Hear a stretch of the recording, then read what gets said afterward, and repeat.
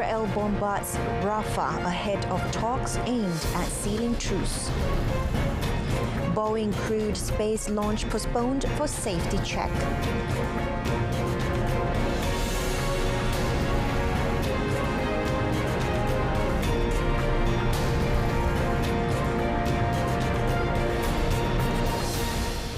Salam Malaysia Madani. You're watching World Today and I'm Renee Fong.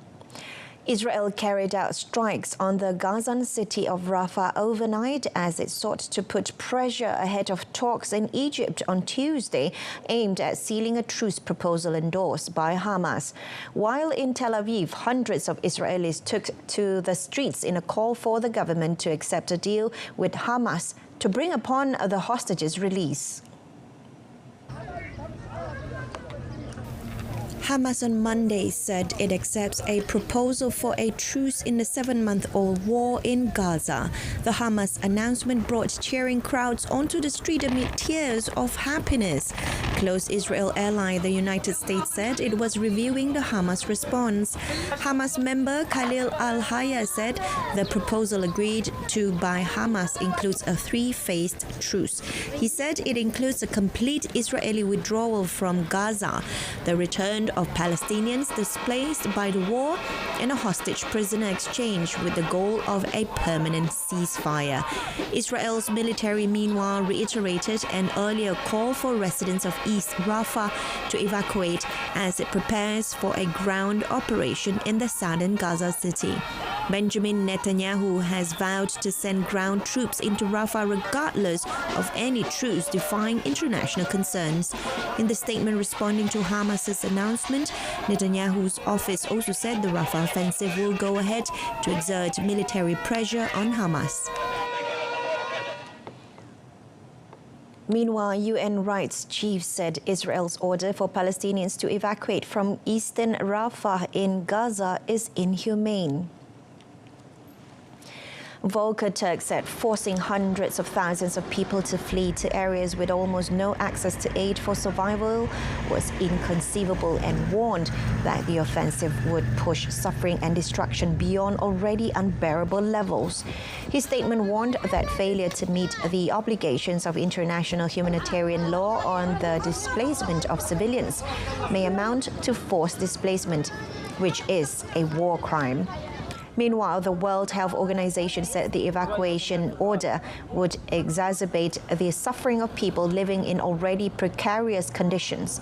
It said the military incursion will plunge this crisis into unprecedented levels of humanitarian need, adding there was no safe and functional place in Gaza for people to move to. In Rafah, displaced Gazans checked evacuation instructions and considered where to go next after Israel told Palestinians to relocate from parts of the city. The city on the southern edge of the Gaza Strip has been the last sanctuary for around half of Gaza's 2.3 million residents pushed south by Israel's 7-month-old assault. Instructed by Arabic text messages, phone calls and flyers to move to what the Israeli military called an expanded humanitarian zone around 20 kilometers away, some Palestinian families began trundling away in chilly spring rain. هذا المشروع والله خلانا في حيرة، احنا وين بدنا نروح؟ طب انت انا قلت لك تعال، دفعت اللي قدام واللي وراي عشان اعمل لي خيمة بسيطة واعمل بيت وين بسيط ماشي واحمر غير غراته وبعدين اروح. طب بدخل هذا بخرب، طب انا قول لي وين المكان بدك اياه عشان استكمل الازمة كلها، اما انا كل يوم تقول لي الو اطلع الو منشور مش منشور، طب انا العمل ليش اعمل؟ طب انا من حقي اعيش في بلدي انا مطمئن. Israel has been threatening for months to assault Rafah, which it says has become the last redoubt of fighters from Hamas. اليوم عندنا رموا مناشير مش عارفين وين نروح، الأولاد رعب خايفين والناس جايه مش عارفه من رفح ترجع للدير تروح على البحر على المواصل، يعني حتى الآن البلبلة صارت في الشوارع محل رموا المناشير، الناس فاكره بتفك الخيام مش عارفه وين تروح وين تتوجه. With war having killed more than 34,000 people in Gaza. The prospect of a high casualty operation worries Western powers and neighboring Egypt trying to mediate a ceasefire. The United States said it is quite concerned by Israel's decision to shut down Qatar-based Al Jazeera network. Washington thinks the network ought to be able to operate in Israel. We have seen the announcement from the government of Israel about closing Al Jazeera. We have made quite clear that we support media freedom all around the world, including in Israel, and that we are quite concerned about this action. Israeli authorities raided Al Jazeera's office on Sunday and seized its broadcasting equipment shortly after the decision to shut down the network's operations in the country. Al Jazeera has been the focus of months of criticism by Netanyahu and his government in the latest round of a long-running feud that began before Israel's war with Hamas in Gaza. A multi-story building under construction in South Africa's coastal city of George collapsed on Monday, killing at least 2 people and trapping some 50 workers in the rubble. City spokeswoman Chantel Edwards said a construction crew of 75 people were on the site at the time of the collapse. However, there were no immediate reports of fatalities. In addition to the people hospitalized and the 2 dead, no information was yet available for the 50 or so others still trapped under the rubble.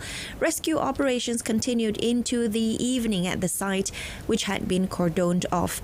A coordination post was set up to run the rescue operations with numerous emergency services and about 100 personnel in attendance.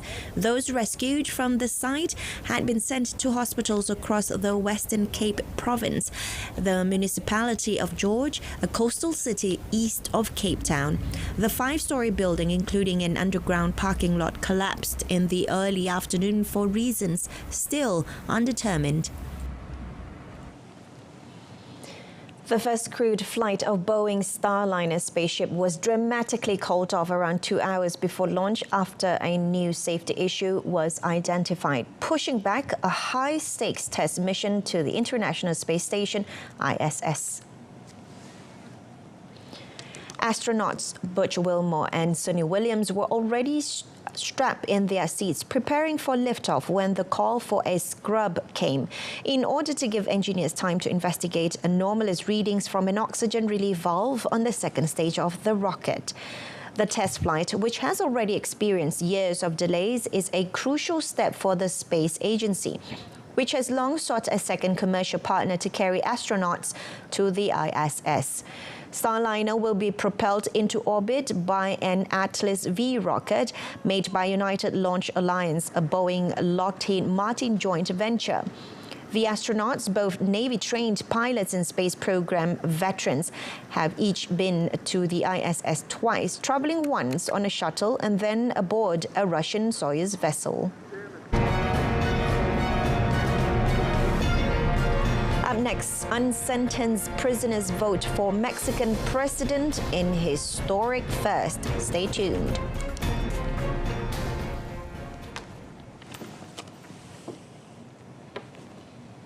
Panamanians started a new political phase after former Security Minister Jose Raul Molino stormed to victory on Sunday in a presidential poll with the support of ex-leader Ricardo Martinelli.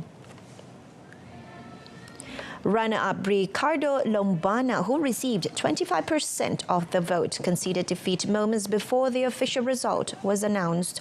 Molino said he had received the electoral result with responsibility and humility, but also pledged to take fearless measures to restore economic vitality.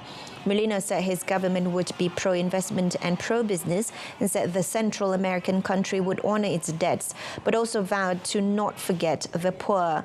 There were lines at many polling stations as voters in the country of 4.4 million people cast ballots for a new president, parliament and local governments. In a strange election campaign, Martinelli played a key role in drumming up support for Molino from Nicaragua's embassy in Panama's capital, where he sought asylum. Indian Prime Minister Narendra Modi casts his ballot in the city of Ahmedabad during a third round of voting in the country's ongoing election.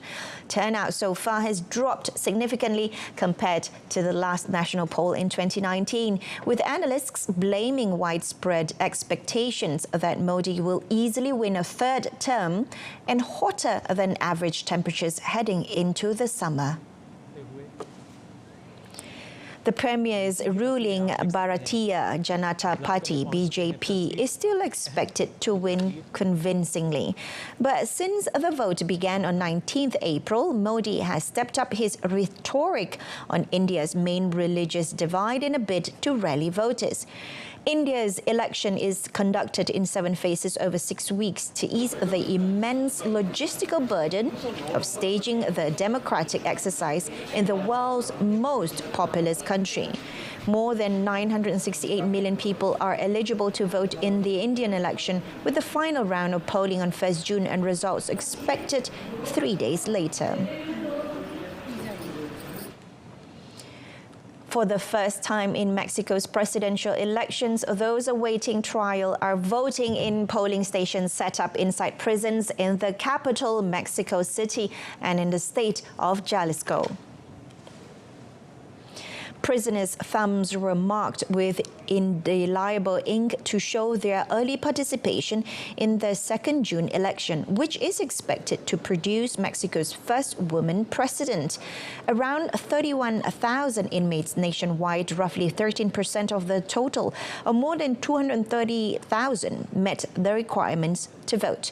As well as voting for the next president, they also cast ballots for the Mexico City mayor, local and national lawmakers, and a local district mayor. Para mí el mensaje más importante es decirle que como autoridad electoral reconocemos los derechos que tienen, porque son personas que se encuentran en prisión preventiva, es decir, no tienen una sentencia, por tanto tienen los derechos político-electorales vigentes. According to an average of polls compiled by the firm Oraculus, the ruling party candidate, former Mexico City Mayor Claudia Sheinbaum is their frontrunner with 57% of voter support. Chad deployed dozens of security forces in the capital amid rising tensions as polls closed and vote counting began in the first presidential election in Africa's Sahel region since a wave of coups. Soldiers and riot police patrolled the streets alongside at least 30 armored and other military vehicles in the opposition-friendly southern neighborhoods of the capital, N'Djamena. The streets, normally bustling in the final hours of voting, were quiet. At least one voter was killed in the Central African country's second-largest city, Mondu, South N'Djamena, after unidentified gunmen opened fire at a polling station. Nomads, who make up around 7% of Chad's population, were meant to begin early voting on Sunday. But by Monday afternoon, they were still unable to vote due to logistical problems, leaving many frustrated. The judge in Donald Trump's criminal trial fined him $1,000 and held him in contempt of court for a 10th time for violating a gag order and warned that further violations could land the former president in jail. Justice Juan Mercan said all the 9 fines he had imposed previously did not seem to be deterring the wealthy business mogul from violating the order. Imprisonment would be an unprecedented step in the historic trial, which stems from a hush money payment made to porn star Stormy Daniels in the final weeks of the 2016 election. Trump had pleaded not guilty and denies wrongdoing. As he imposed the fine, Merchant said he considered jail time truly the last resort, as it would disrupt the trial. pose extraordinary security challenges and complicate the 2024 presidential election. But the judge said Trump's continued willful violations of the gag order amounted to a direct attack on the rule of law. Last week, Merchant fined Trump $9,000 for 9 social media posts that he ruled had violated the gag order. Trump complains frequently that the gag order limits his ability to make his case to voters in his comeback White House bid. The rains may have abated, but floodwaters still remained in southern Brazil, with hundreds of municipalities in ruins amid fears that food and drinking water may soon run out. The authorities said since the unprecedented deluge started last week, at least 83 people have died and 129,000 were ejected from their homes by floods and mudslides. In total, 364 cities, towns and villages have been hit, many of which remain without access to drinking water or electricity. The search for the flood's victims is becoming even more desperate, for 111 reported missing among the devastation. The Meteorological Agency said on its website that some parts of Porto Alegre and Valley settlements will be uninhabitable for weeks to months. Some regions had received the equivalent of a third of average annual rainfall in just a few days. From Bad Bunny's Tudor-inspired hat and shoes resembling cloven hooves to the hummingbird perched delicately on Zendaya's neck, the hosts set the tone at fashion's biggest night, the annual Met Gala in New York. Florals, animals and vintage couture abounded at the so-called Oscars of the East Coast, a mammoth fundraiser for the Metropolitan Museum of Art's Costume Institute. The extravaganza's dress code this year is the Garden of Time, which draws inspiration from the 1962 short story of the same name written by English writer J.G. Ballard. The gala was first held in 1948 and for decades was reserved for New York high society. Vogue editor-in-chief Anna Wintour, the high priestess of U.S. fashion, took over the show in the 1990s, transforming the party into a catwalk for the rich and famous. The Costume Institute relies on the blockbuster Met Gala to fund its work, including exhibitions and acquisitions. This year, a ticket cost a cool $75,000, with tables starting at $350,000. The 2023 gala, which celebrated the late designer Karl Lagerfeld, raised nearly $22 million, a record sum.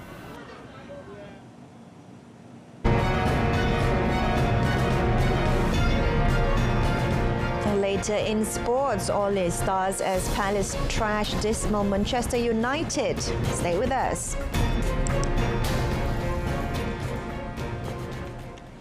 National women's squash ace S. Sivasangari has been honoured as the Athlete of the Month for April by the World Games in recognition of her remarkable achievement at the inaugural London Classic, where she emerged champion by defeating top-ranked players last month.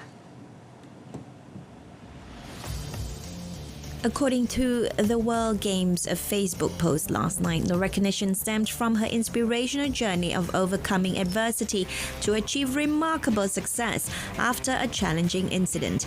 As the World Games Athlete of the Month, Sivasangari will receive a diploma and a branded gift. Last Saturday, PSA World Tour named Sivasangari as the PSA World Tour Players of the Month for April. In 2022, Sivasangari suffered life-threatening injuries in a traffic accident here, which kept her out of the Commonwealth Games and caused mobility issues in her neck. The national number one now looks back to her best with her London Classic title, the first gold-level event won by a Malaysian since the great Dato' Nicole and David in 2015. Manchester United are at risk of failing to qualify for Europe next season after a dismal 4-0 thrashing at Crystal Palace left the Red Devils 8th in the Premier League. Michael Ollie scored twice either side of goals from the in-form Jean-Philippe Mateta and Tariq Mitchell as the Eagles' resurgence since the appointment of Oliver Glasner as manager continues. United have only been absent from European competition once since the 1989-90 season. That came after finishing 7th in David Moyes' sole campaign 10 years ago, and the Scot was sacked with 4 games of the season to go. United have never come lower than 7th in the Premier League era, but are staring that possibility in the face with the title-chasing Arsenal to come at Old Trafford on Sunday. Ten Hag has routinely cited injury problems as mitigation for his side's struggles. The Dutchman was forced to cobble together a makeshift back line as Casemiro deputised out of position at centre-back alongside 36-year-old Johnny Evans. The time for a change of boss at Old Trafford could be coming soon as Erik ten Hag fails to arrest a slide in his second season in charge. West Ham United manager David Moyes will leave the club by mutual consent from the expiry of his contract at the end of the season. The 61-year-old former Manchester United and Everton coach, who returned for a second spell at the London Stadium in 2019, guided West Ham to their first major trophy since the FA Cup in 1980 when they won the Europa Conference League last season. Spanish manager Julen Lopetegui, who last managed Wolverhampton Wanderers, has been heavily linked to replace Moyes at West Ham. The Chelsea defeat was the second successive away game where West Ham conceded 5 goals following their loss at Crystal Palace, another London club. And it added to the pressure on Moyes that had been mounting all season, with West Ham fans criticising him throughout the campaign for perceived negative tactics. West Ham are currently 9th in the table, a huge 18 points adrift of the top 4. They were knocked out of the Europa League last month following a quarter-final loss to Bayer Leverkusen. In Saudi Pro League, Al Hilal came from behind late in the game to bag 3 points against Al Ahly and extend their lead at the top of the table. Malcolm's stunning solo goal late into the second half completed Al Hilal's comeback to earn a 2-1 win. Feras Al-Brikan put Al Ahly in front in the 30th minute, but the hosts could not hold on to the lead against the league leaders. Into the second half, Al Hilal levelled the scoreline through Alexander Mitrovic in the 52nd minute. Late into the game, Malcolm sprinted from inside of his own half, showcasing stunning solo run before slotting in the winner. Al Hilal, currently 12 points clear at the top of the table from Al Nassr, extended their unbeaten league campaign to a 30th match, while Al Ahly remain in third, now 22 points off the AFC Champions League spot. Malcolm was one of Al Hilal's most influential players, as well as playing a hand in both goals. He had the joint most shots and the joint most shots on target and created 2 chances for his team. Team Amelia won the third stage of the Giro d'Italia, pipping Jonathan Milan to the line in a bunch sprint after race leader Tadej Pogacar made a bold attempt to steal victory. UAE rider Pogacar tried to take his second stage in as many days in the final 2 kilometers of the 166 kilometers run from Novara to Fossano with a surprising burst. Pogacar is red-hot favourite to win the Giro at the first attempt and was once again in the thick of the action after storming to victory in Sunday's second stage and only just missing out on Saturday's opener. The two-time Tour de France champion made his move after following an attack by Mikel Horner. For a moment, it looked like Pogacar and his pink jersey rival Geraint Thomas would battle it out for the win, but the pair were caught by the peloton near the line before Merlier claimed the tight years of victories over Milan and Biniam Girmay. Britton Thomas, a former Tour de France winner, is 46 seconds off the pace in the general classification. The Ineos rider is the only one looking capable of challenging Pogacar for overall victory.